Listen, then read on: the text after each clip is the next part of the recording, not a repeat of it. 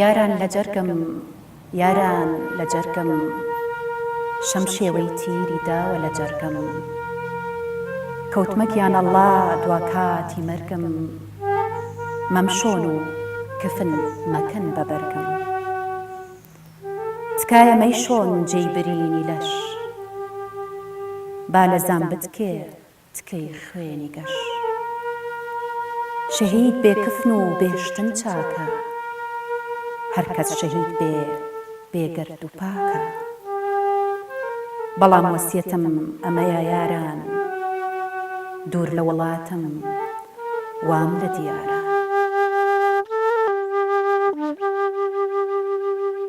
دەست خۆش خەندەفان بینەرانی خۆشەویست ئەم کاتە و هەموو کاتێکتان شاد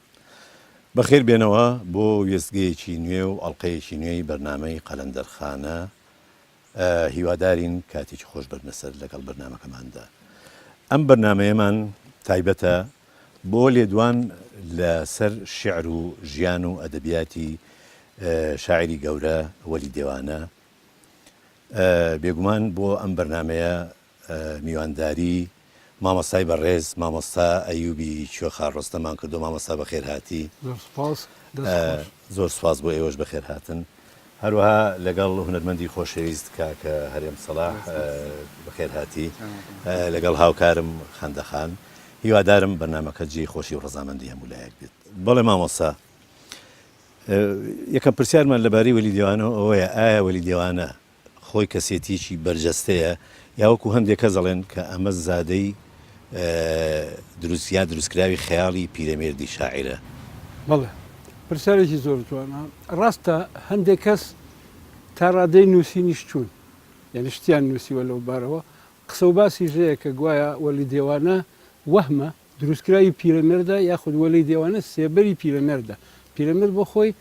خویەکی هەبووە حەزی کردوە شعری خۆی بەناوی خەڵکی ترەوە بڵاو کاتەوە شعری خەڵکی تریشی بەناوی خۆی بڵاو کردوێتەوە ئەوە لە مێژووی ژیانی پیرەمێردە شتێکە هەیە بەڵام وەلی دێوانە کەسیەتێکی بەرجەستەیە لە مێژووی ئەدەبیاتی کوردیە داخەکەم ئەوانەی ئەو شێوە دەربڕینەیان هەیە نەچوون قوڵ ببنەوە لەو کەشکۆڵ و بەیازانەی کە سەبارەت بە وەلی دێوانە بڵاو کراونەتەوە تەنها لە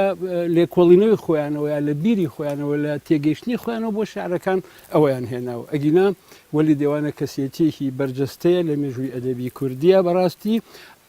بۆ ئەوەش کە بەڵگەیەک بدەم حەشا هەڵنەگر بێ شێخ سەلیمی تەختەیی بە ناوی سالمیسنە یەکێکە لە شاعرە هەرە گەورەکانی ملەتی کورد و پیاوێکی خوێندەوار و زانا لە بنەماڵەی شێخەکانی تەختەیە کە چەندین زانای پایە بەرزیان بەگەلی کورد بەخشیوە بنەماڵەی شێخەکانی تەختەیی قەزەڵ بڵاخی هەزارکانیانی کە ئەمە لە بنەماڵە مەردۆخیەکانن چەندین زانا و دانا و شاعیر و پیاوی گەورەیانتیە بۆ شێخ سەلیم گەنجینەی ئەوانەی لە بەردەسا بووە کە پێ دەڵێن سالمیسنە ئەمە مەشهورە بە سالمیسنە هەر بۆەوەی پایی شعری ئەوەندە بەرز بووە لە قەبی سالمیسنیان لێناوە ئەو بەیازا یاخود ئەو دەستخەتە مێژووی ژیانی و مێژووی مردنی بە دەقیقی دیاری کردووە هەروەها شعرەکانی شێناوەتەوە هەندێ بەسەرهاتی وەلی دێوانەشی وەکو ڕاستی حەشا هەڵنەگر لەناو ئەو کەشکۆڵە نووسیوەتەوە بەڵێ من پرسیارێک لێتە دێت ئایا چێ ئەم کەشکۆڵانی گەیانووە بە پیرەمێرد کە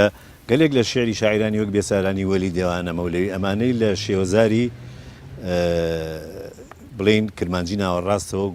هەورامیەوە گۆڕیە بۆ کرمانجی ناوەڕاست دیارە کەسێکی گومناو هەیە بەڕاستی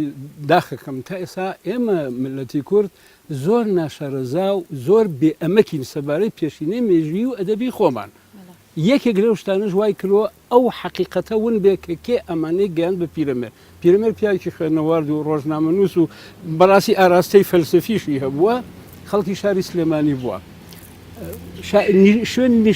نیشتەجێبوونی ئەو دوورە دەست بووە لە هەورامانەوە تا وەکو ئێستا نەبووە هۆکاری هاتوچۆ و ئەوەنە ئاسان بێ هاتوچۆکردن کەسێک بووە بە ناوی مەلاعوڵای مەریوانی کە هاتوونەتە تێوەڵە بنەماڵەکەیان چەندین کەسیان لێکەوتۆ بنەماڵەیەکی زانا و دانابوون ئەوانیش ماڵیان لە گەڕەکی مالێدەر بوو کە ئەچی بۆ خانەقاکە ڕێک بەرامبەرەدەوە پێڵێن مالێدەر ئێتر بە ناوی مەلا عەبدوڵای مالێدەر بەناوبانگ بووە مەلا عەبدوڵای مالێدەر ئەم زاتە پیاوێکی خوێنەوار بۆ وەکو وتمان زانا بووە چەندین کەشکۆڵی لابووە لەوانەیە کەشکۆڵی شعرەکانی مەولەوی لابووە نەک دانەیە زیاتر لە دانێک و دوانوسیان کەشکۆڵی شعرەکانی نالی لە لابووە هی وەلی دێوانەی لە لابووە هی بێسارانی لە لابووە و لەبەرەوە پیاوێکی خوێنەوارەوە پەیوەندیەکی باشی لەگەڵ پیرەمێردا بۆ پیرەمێردی نەمر لە ڕێی مەلا عەبدوڵای مالێدەریان لە مەلا عەبدوڵای مەریوانیەوە ئەو کەشکۆڵانە گەشتونەتە دەست پیرەمێردیش بە سەلیقەی خۆی کاری تیا کردوون و ئیشی باشی تیا کردوون بەڕاست مامۆستایان دەگوترێ کە شوانێکی نەخوێنەوار بووە ئایا ڕاستی ئەم قسەیە چییە؟ ئەوەش هەر قسە زۆر هەڵەگرێ لەبەرەوە ئێمە ئەگەر شارەزا بین شتی تر هەیە بەرامبەرەوە ئەوە ڕازە دەما و دەمیەکانن باز لە شوان بوونی وەلی دێوانەکەن ئەگینا من هەر لە تەمەنی خۆمە تەلەبەی دویم تەوەستە بووم دوو مامۆستا عوسمان هەورامیە زۆر بەتان نەیناسن هاوین کۆمەڵی میوانمان هاتبوون بردمان بۆ ئاوێسەر منیش مناڵێک لەگەڵیان نبووم ینی مێر مناڵێک ئەم مامۆستا عوسمان هەورامیە تازە سەفەری ئەو دیوی کردبوو کۆمەڵە دەستخەتی هێنابوو یەکێک لەو دەستخەتانەی هێناوی و شانازی پێوە کردو بۆ خەڵکی ئەخوێندەوە دەستخەتێکی شعرەکانی وەلی دێوانە بوون کە بە خەتی شکستەی فارسی نەستەعلیق شعرەکان نووسرابوونەوە وتیانە نووسرابوو میرزا وەلید فەرموودە من بۆ خۆشم دەستخەتم دیوە کە نووسراوە میرزا وەلید فەرموویەتی کاتی خۆی لە ناو کووردا میرزا بە کەسێک نەوتراوە بەس خوێنەوارێکی هاکەزایی بێ ئەبێ خوێندەوارێکی باش بوو بێ مامۆستا بوو بێ خەتخۆش بوو بێ زۆر جار نامەی دەسەڵاتدارانی ئەو سەردەمە لەلایەن میرزاکانەوە نووسراوە و میرزاکان خوێندویانەتەوە وەکو چۆن میرزا عەبدوڕاحیمی سابڵاغی وەفایی وانە میرزای شێخولیسلامی خۆمان ئەزانی سابڵاغ بووە لەبەرەوە ئەوەی کە هەیە وەلی دێوانە نەک هەر خوێندەوار نەبوو بە خوێندەوار بۆ خوێندەوارێکی باشی بوو بەڵێ گەر شعرێکی وەلی دێوانە بخوێنینەوە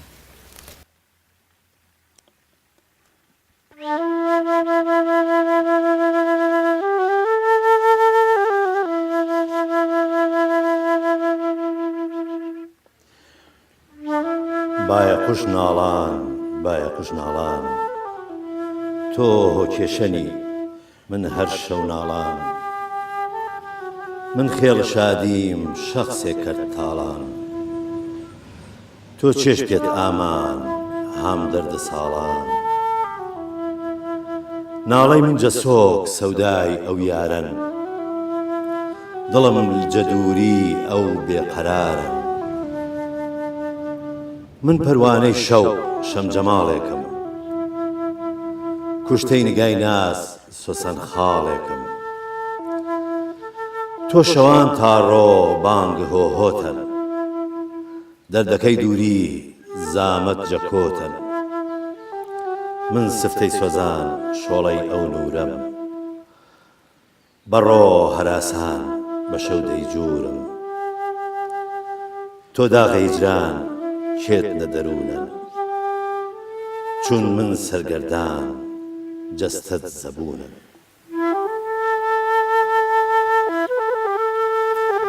دەمخۆشکا حەمیدگیان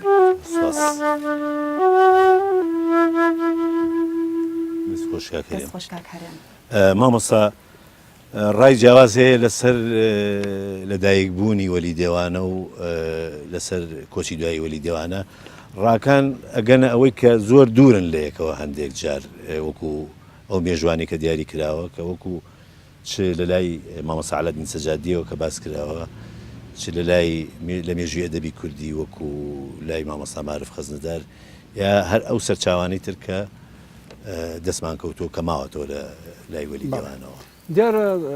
زۆر جار بۆ خوێندنەوەی دەقێکی ئەدەبی و تێگەشتن لە دەقێکی ئەدەبی لەوانەیە ئەو شتانە زۆر گرنگ نەبن بەڵام گرنگە کە تۆ شاعیرێکت هەیە بزانی لە چه سەردەمێکا ژیاوە هەموو سەردەمێک کاریگەری مەوزوعی خۆی دروست ئەکا لەبەرەوە ئەو بەتحاڵی بوونە لە ناو مێژووی ئەدەبی کوردیە ئەو لێڵاویە ئەو تێنەگەشتە تا ئێستا بۆ زۆربەی شاعیرەکانمان بەردەوامە تا ئێستاشەیە نالیش هەر هەمان دەردی مەولەویش هەر هەمان دەردی هەیە بەڵام ئێمە دەتوانین لەو دەستخەتەی شێخ سەلیمی تەختەیی یا لەو دەستخەتی دیوانی وەلی دێوانە کە شێخ سەلیمی تەختەیی بە خەتی خۆی نووسیوێتەوە وەکو گوتمان سالمیسنە بگەینە ئەوەی ئەم زاتە ئەوە نییە کە مامۆستا عەلادین سەجادی باسی کردووە گوایە لە 1940 بۆ 1302 بەڵکو ئەو ئەڵێ لە 1950 لەدایک بووە لە 1216 مردووە یعنی پێش چەند ساڵێ بۆ لە دایکبوونی لای مامۆستا عەلەدین سەجادی شێخ سەلیمی تەختەیی ئەوەی بۆ داناوە ئەوەش لەوە ئەتوانین بگەینە ڕاستی وەلی دێوانە پێش مەولەوی ژیاوە بەوەی معروف خەزنەداریش ئەڵێ 1945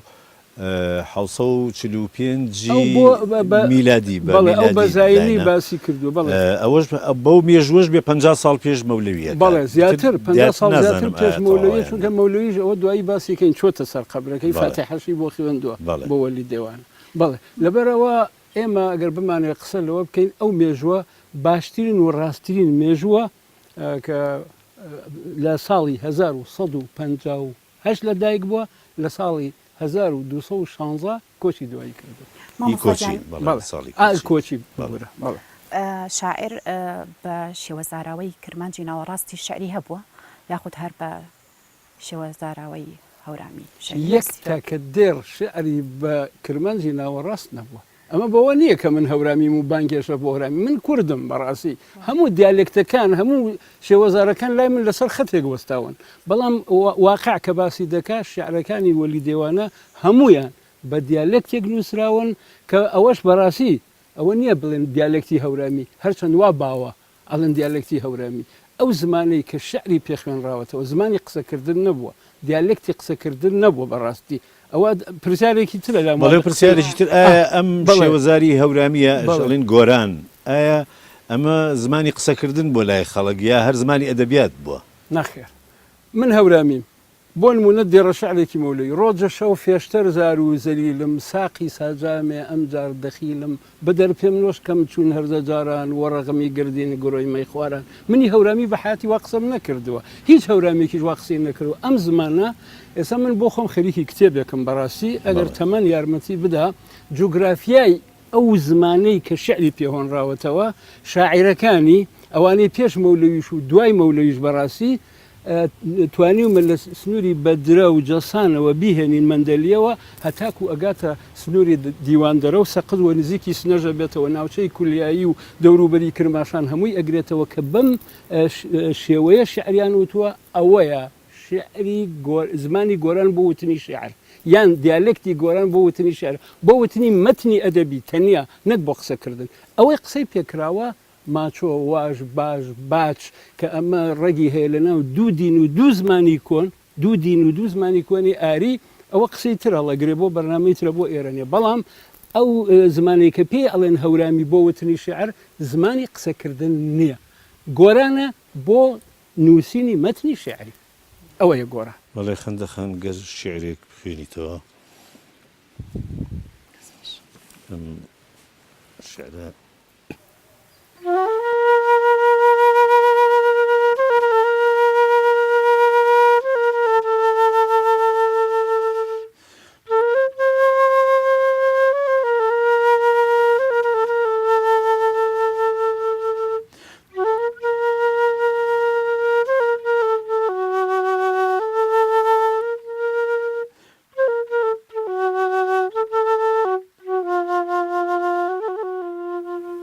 ئەینا ئومێدی ئەینا ئومێدی ئەی ڕەنجە ڕۆی ئەینا ئومێدی یاران ڕۆژڕەشی وەک من کوا کێدی دەردی مەجنونم هێناوەتە دی شاخ و هەر و چۆڵ گەڕام سەرانسەر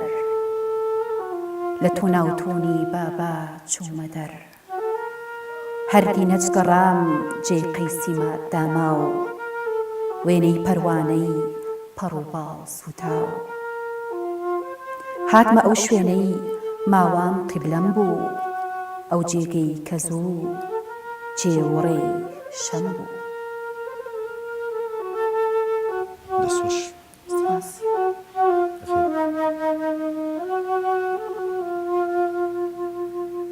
دەستخۆش مامۆستا گرنگترین شت لە ژیانی وەلی دێوانەیە دیارە شەمە و ئەو هەموو شیعرەکانی لە ئەنجامی ئەو عەشقە گەورەیە کە بەرامبەر شەم هەی بووە وەختی خۆی بە گوایە داوای لە کەیخسرەوبەک کردووە کە داوای شەمی بۆ بکە شەم وەکو سەرچاوەکان باسیەکەن کورتکراوی ناوی شەمسەیەکە شەمسە بووە ئایا چ شتێک لەبارەی ئەو عەشقەوە ئایا ئەو پەیوەندیە چۆن دروست بووە و بۆچی گەشتۆ بەم ئەنجامەی کە وەلی دێوانە ئەم بگاتە ئەم دێوانە بوونەوە ئەم دەست خۆش بەر لەوەی وەڵامی پرسیارەکە بمەوە ئەو شعرانەی خانم خوێندیەوە ئەوە لە هینەکەی ڕازیەوەیە وەرگەڕانەکەی ڕازی لەبەرەوەی لەوانەیە لای بینەران سەرنجە دروست کات چونکە گوێی خەڵکی ئێمە بە تایبەتی باشووری کوردستان بەو شعرانە ڕاهاتووە کە تەرجمەکەی پیرەمێردە لەبەرەوەمە وەکو ڕوونکردنەوەیەک هەتاکو نەڵێن وەڵا شعرەکانیان بەغەڵەت خوێندەوە ئەمە وەرگێڕانەکەی ڕازی ئەچمە سەر ئەوەی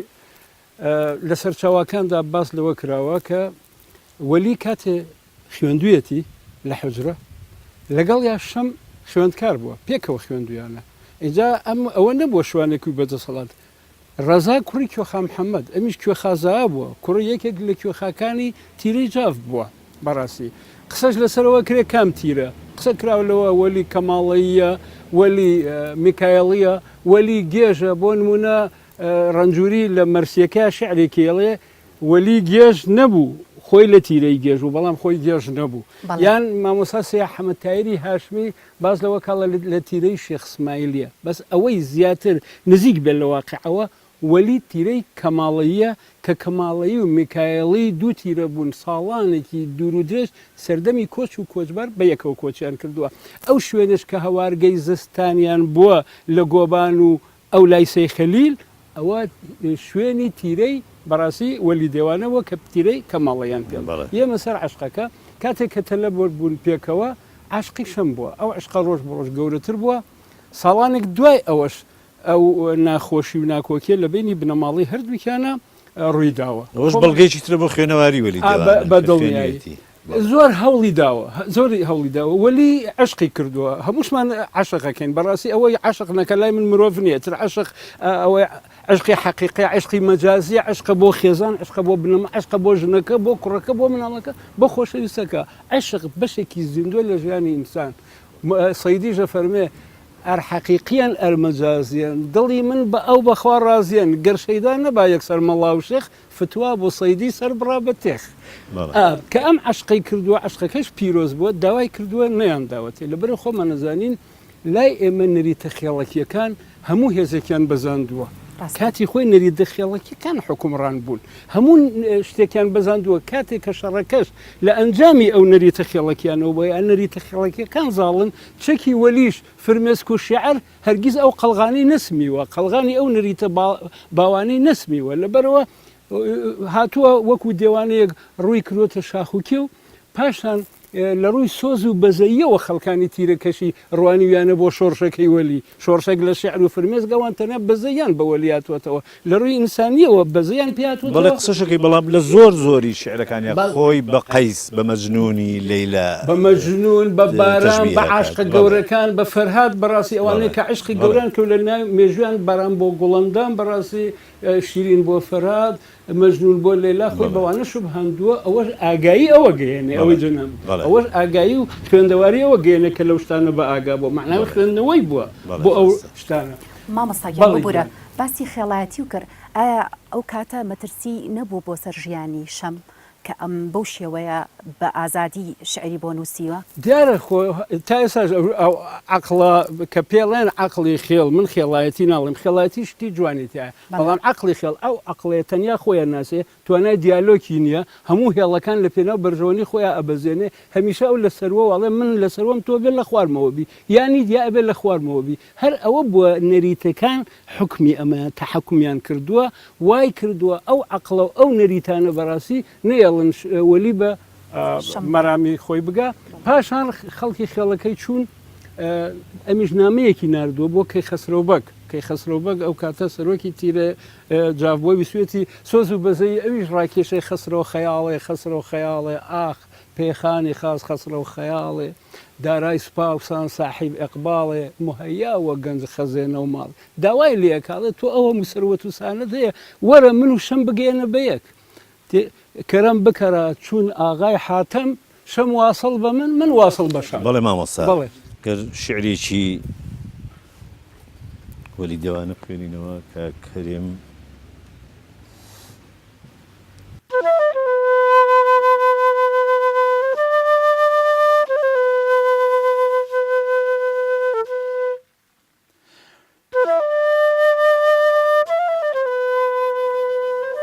هەی شەمی شەوان هەی شەمی شەوان هەی شەمی شەریف شەوچرای شەوان هەی سوڵتانە من هەی ڕۆحی ڕەوان هەی بینایی عین دیدەی بێخەوان هەی سوڵتانە من کۆچکەردی سالار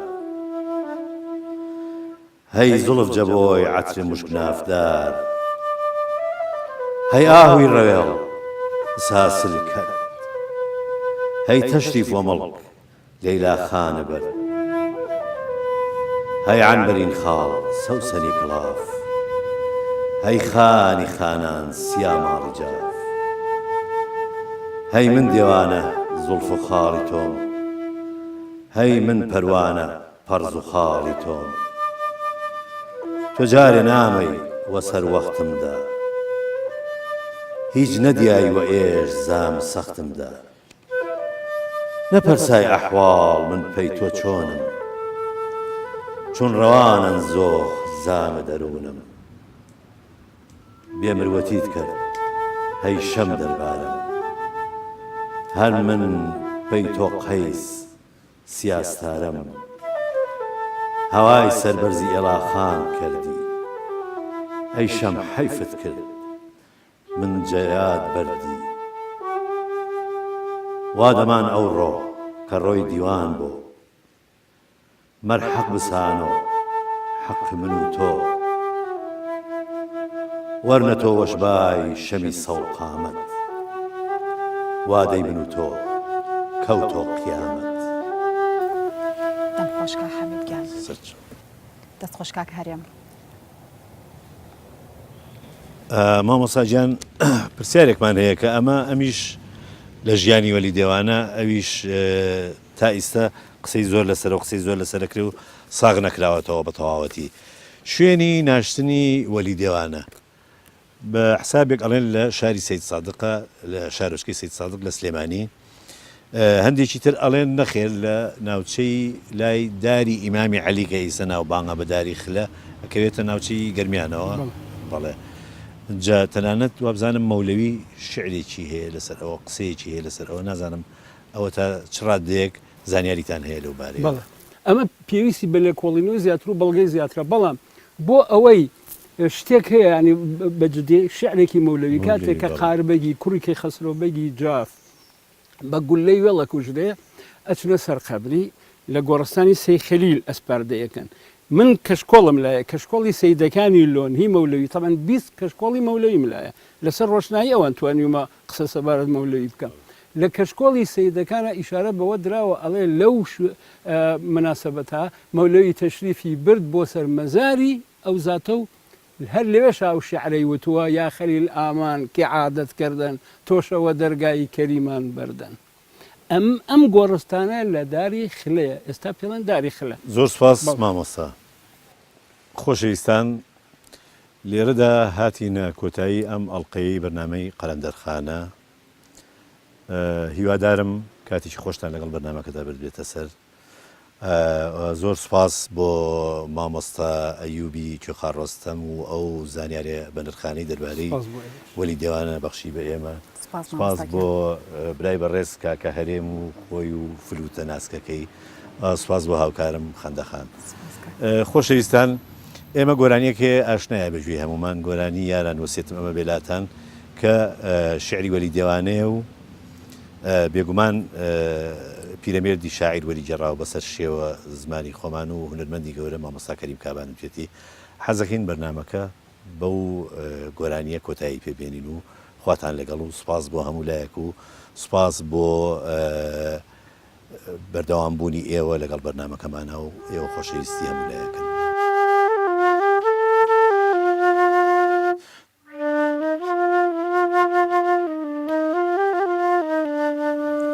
یاران وەسیەتم ئەمە بێلاتە هەرچەند کەوتومە دوورە وڵاتە یاران وەسیەتم ئەمە بێلاتە هەرچەند کەوتومە دوورە وڵاتە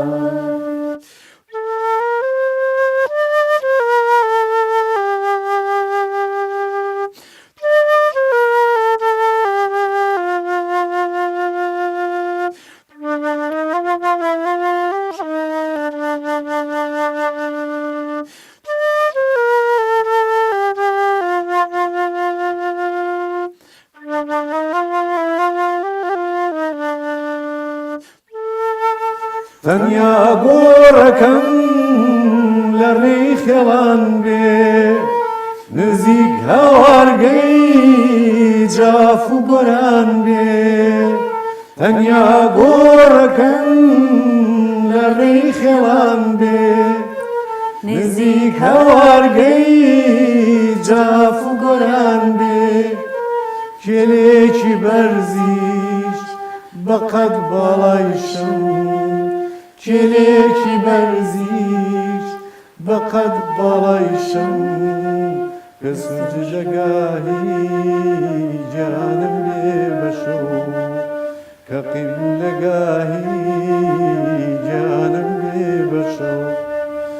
یاران وەسیەتم ئەما بلاتان هەرچەند کەوتومە دوورە وڵاتان یاران وەسیەتم ئەما بلاتان هەرچەند کەوتومە دوورە